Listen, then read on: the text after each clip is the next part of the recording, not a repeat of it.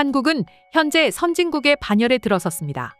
하지만 그와 동시에 낮은 출산율과 젊은이들의 결혼율 저하로 인해 인구 감소의 문제를 겪고 있으며, 그렇기에 인건비 증가와 인력난이 사회의 화두가 되고 있습니다. 그렇기에 해당 문제는 설비 자동화 시스템이 더 발전되는 계기가 되었는데요. 물론 부족한 인력은 외국인으로 대체를 할 수 있지만 문제는 국방 관련 정책이었습니다. 자국민으로만 채워지는 군대에 외국인 용병을 쓸 수는 없기 때문에 만약 전쟁이 터진다는 가정하에 기후나 상황에 따라서 자동화가 가능한 기기가 상당수 존재해야 되는데요. 이러한 부분에서 여러 가지 연구 끝에 진행하고 있는 것이 바로 합동화력함입니다.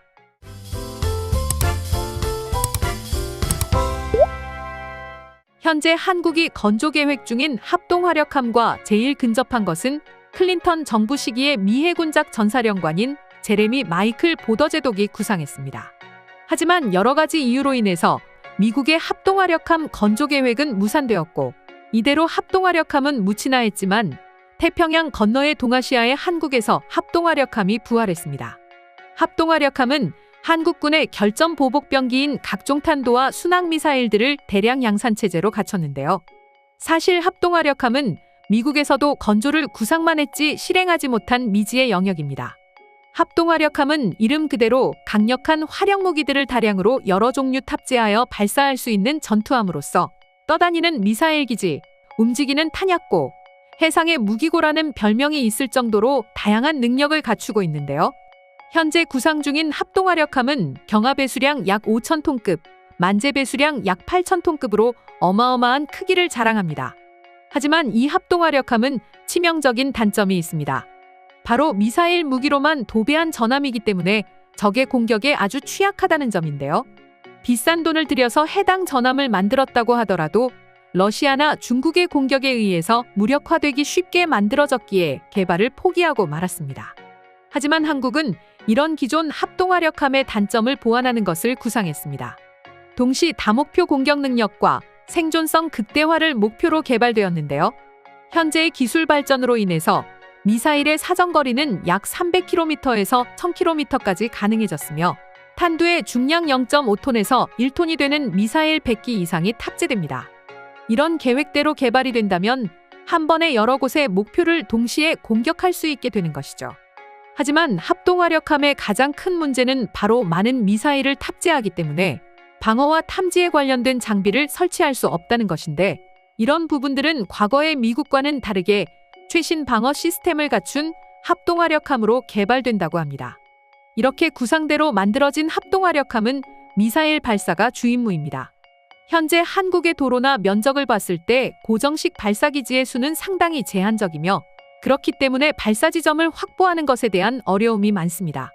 이런 문제로 인해 한국의 도산 안창호급 잠수함은 수직 발사가 가능하게 설계되어서 미사일을 쏘는 것 가능하게 만들어졌는데요. 하지만 도산 안창호급 잠수함은 최대 수직 발사관이 6기밖에 안 된다는 큰 문제점이 있습니다. 그렇기에 값비싼 잠수함을 만든다고 하여도 공격할 수 있는 횟수는 그렇게 많지 않은데요. 물론 이러한 공격 횟수의 문제도 있지만 그 외에 여러 가지 공격적 한계를 벗어나기 위해 한국은 합동화력함 건조를 적극적으로 검토하고 있습니다. 현재 한화에서 발표한 합동화력함은 KDDX용 통합 마스트와 한국형 수직 발사관 1형이 48셀 설치되어 있으며 CIWS2가 탑재되어 있어 KDDX와 유사한 방공 능력을 보완하여 최대 약점인 자체 방호 능력을 강화했고, 구축함처럼 운용 역시 가능하게 구상되었습니다. 그렇다면 잠수함의 단점인 6개의 미사일 공격 횟수에 비해서 합동화력함은 어느 정도의 공격 무장을 갖추고 있을까요? 첫 번째로 32셀의 대형 한국형 수직 발사관 KVLS2가 있습니다. 해당 발사관은 어떻게 설계될지는 모르지만 한 발사관에 여러 개의 미사일이 있을 수도 있고 현무2 탄도 미사일도 탑재가 가능합니다.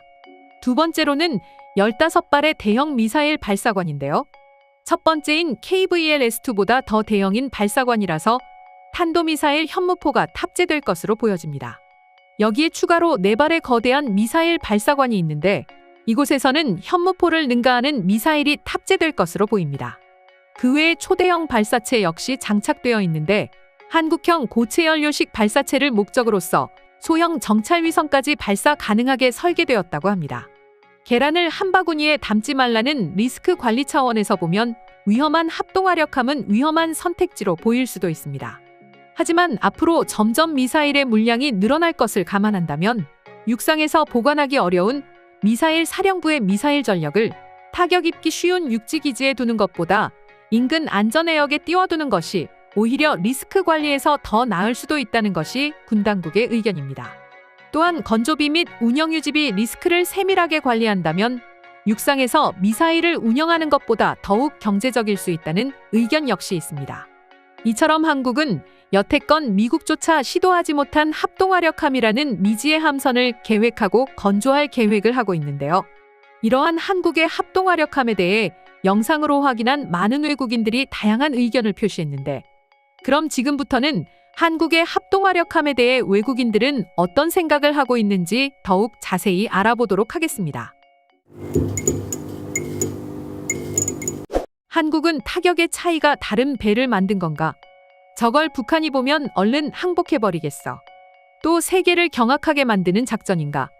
4만 톤급 항모에는 KF-21 보라매를 개량해 함재기형으로 만든 항공기가 탑재된다고 한다라는 대목이 기대된다.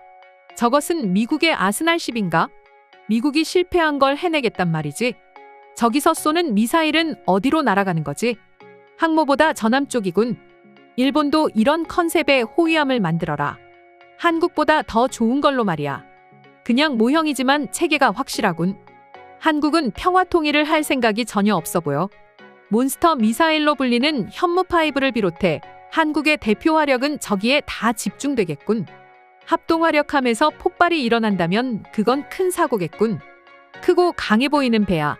무게중심을 전혀 고려하지 않고 설계해버려서 나갈 수 없는 건 아닌지 모르겠군. 한국에서 계획했다면 조만간 실현되겠어. 한국은 하나에 수천만에 달하는 미사일을 한 척에 100개나 실을 정도의 돈이 있는 건가? 한국은 꽤 많은 경제 발전을 이뤘어. 저 정도는 가능하지.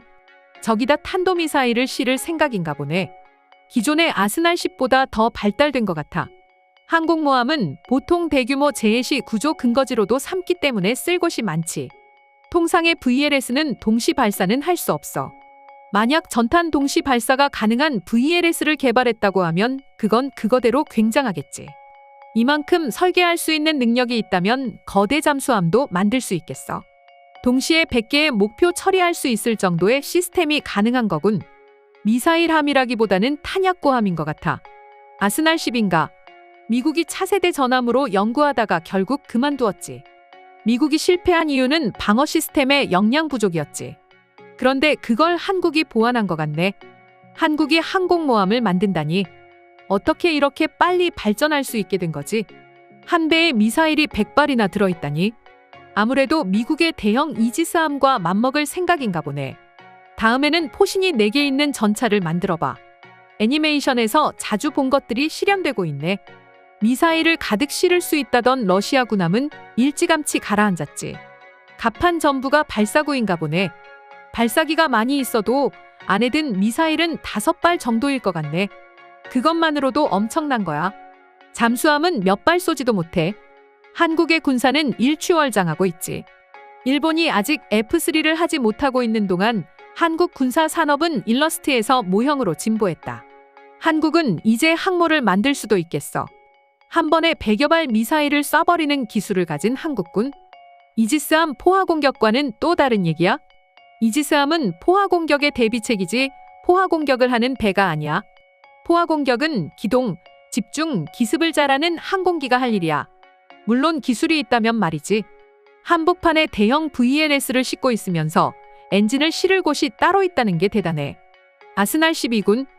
이미 많은 나라에서 한 번쯤은 계획해봤다가 아무데도 쓸모없다고 버린 구형전함인데 한국은 그걸 자기식으로 풀어냈군.